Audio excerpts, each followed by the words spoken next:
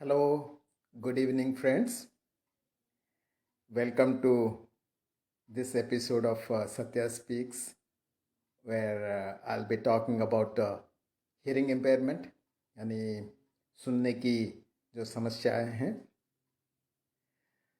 सुनने की जो प्रॉब्लम्स, वो कितना इम्पोर्टेंट है या कितने लोग प्रभावित है, इसका असर क्या होता है, थोड़ा बहुत जानना बहुत ज़रूरी है। वैसे ये इनविजिबल है प्रॉब्लम। अगर किसी को ढंग से सुनाई नहीं देता, उसके चेहरे पे वो दिखता नहीं है कि ये ढंग से सुन नहीं पाता है। वो नॉर्मल जैसा ही लगता है, पर इसका इम्प्लीकेशन कितना खतरनाक है, इसके बारे में जानना बहुत ज़रूरी है। बच्चे जब पैदा होते हैं, अक्सर नॉर्मल तो पैदा होते हैं और सुनने की जो काबिलियत या क्षमता वो गर्भ में ही पूरी तरह से विकसित हो जाता है।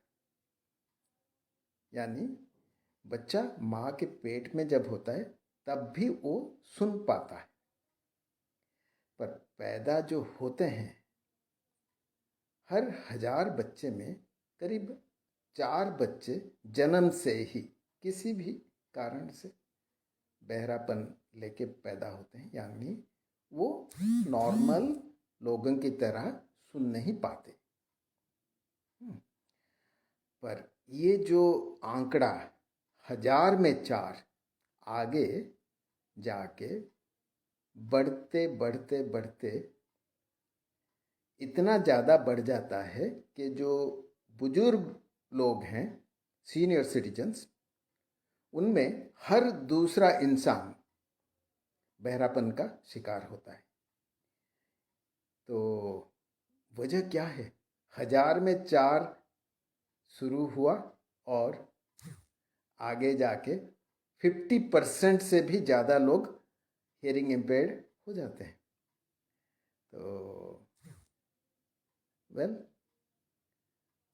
तरह तरह की प्रॉब्लम्स आते हैं बचपन में ही। जैसे सर्दी जुकाम होता है, वहाँ से इन्फेक्शन कान तक पहुँचता है और कई बच्चे इन्फेक्शन की वजह से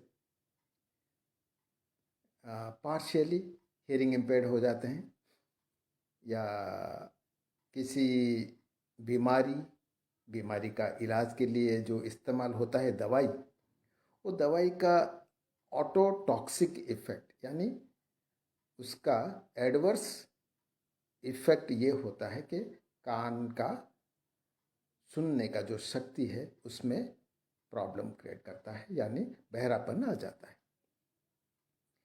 कई ऐसे दूसरे बीमारियां हैं जिसकी वजह से सुनना नॉर्मल लेवल पे नहीं रहता है। पर क्या हम भी जानबूझकर अपना सुनने का क्षमता बिगाड़ते हैं? हाँ, बिगाड़ते हैं।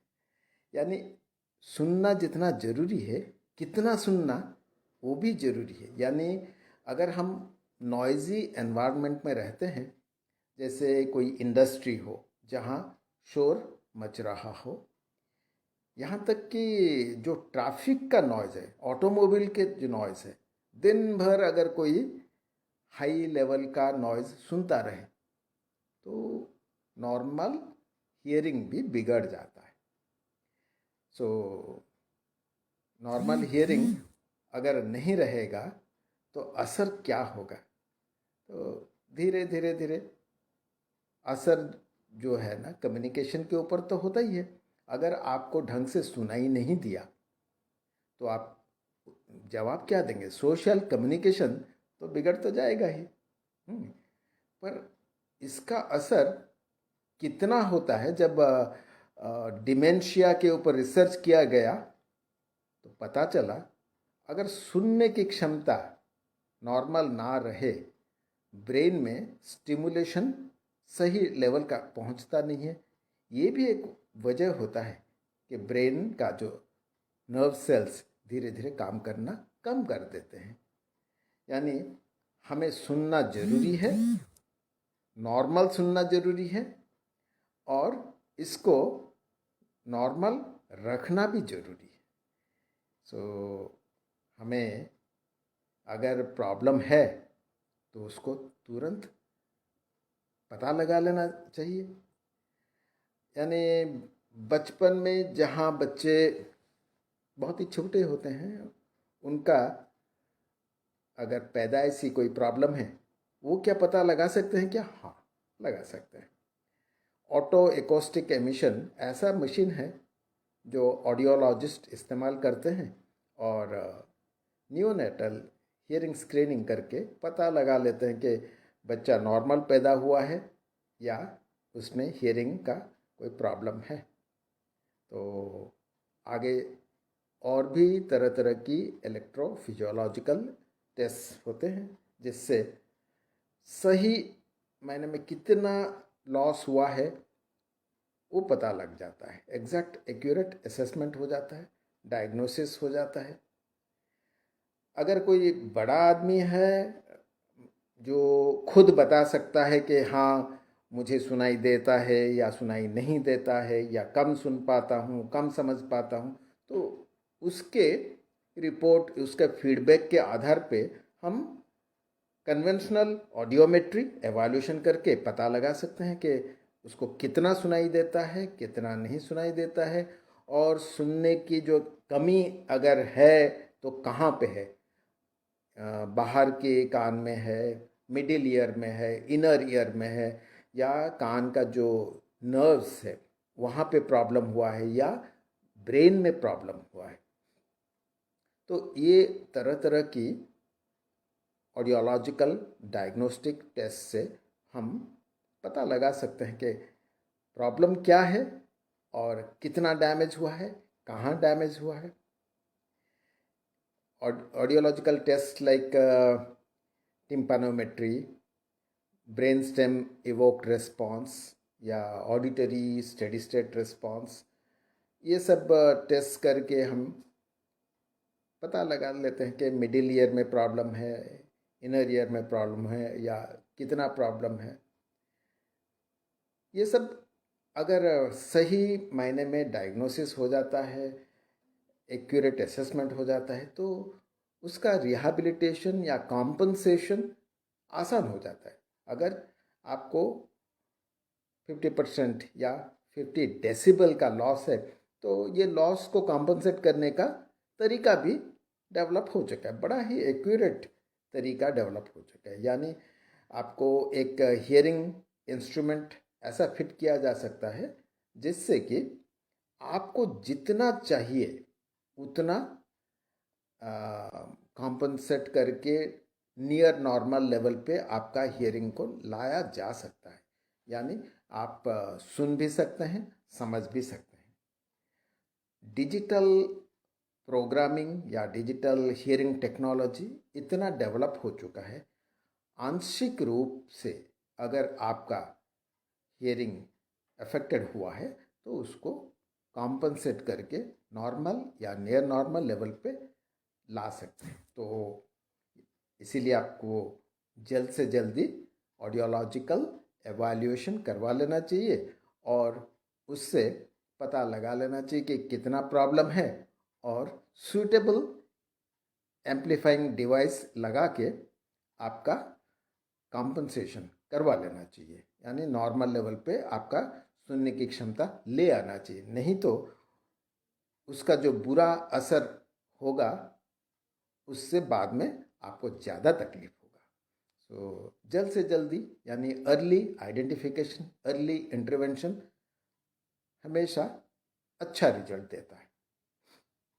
पर अगर किसी का कान पूरी तरह से ख़त्म हो गया, यानी बहुत ही सीवियर प्रोफाउंड लॉस हो गया, ये प्रोफाउंड लॉस को हियरिंग इंस्ट्रूमेंट से अगर फ़ायदा नहीं मिलता है तो उसका भी सॉल्यूशन है।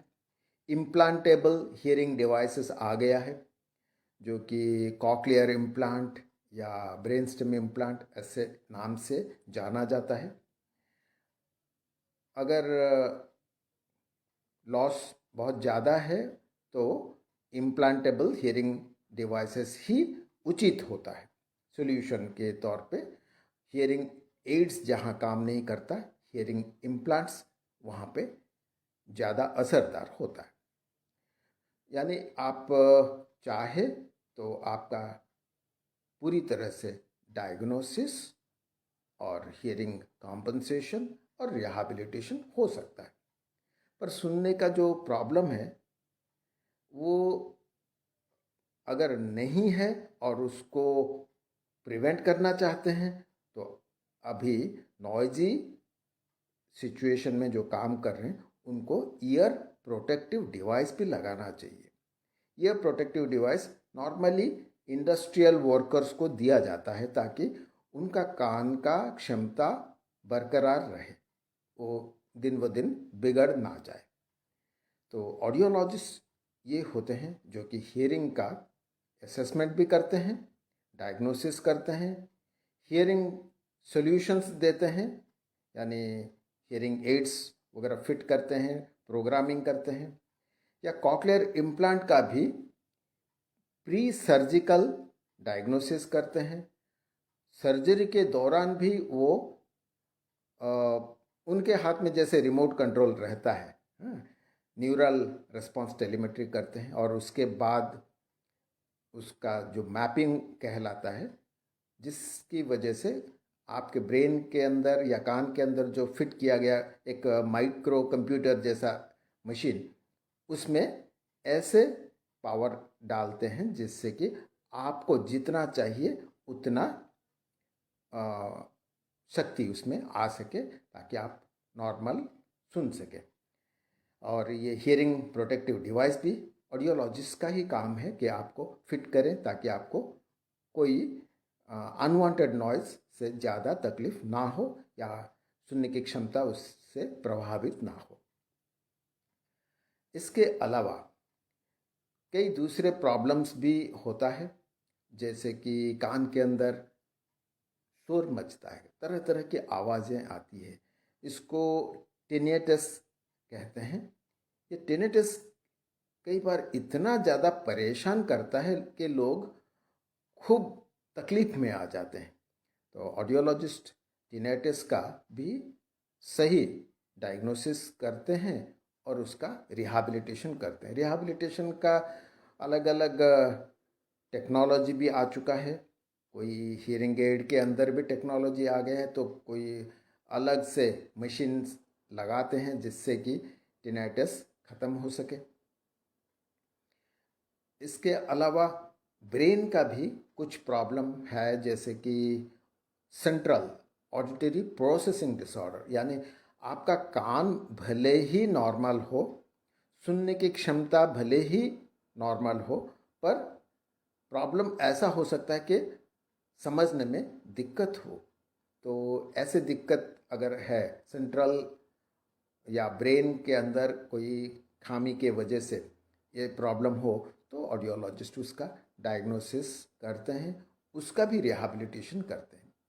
तो सुनने की तरह तरह की प्रॉब्लम है और उसका डायग्नोसिस करने के लिए बहुत सारे अलग अलग इक्विपमेंट्स है, और ऑडियोलॉजिस्ट के पास ये डायग्नोसिस करना और उसका सॉल्यूशन देना, ये इसका ज्ञान होता है। उसके पास वो सब औजार या साधन होते हैं जिससे एक ऑडियोलॉजिस्ट आपका हियरिंग का सब प्रॉब्लम को सॉल्व करने की वो कोशिश करते हैं।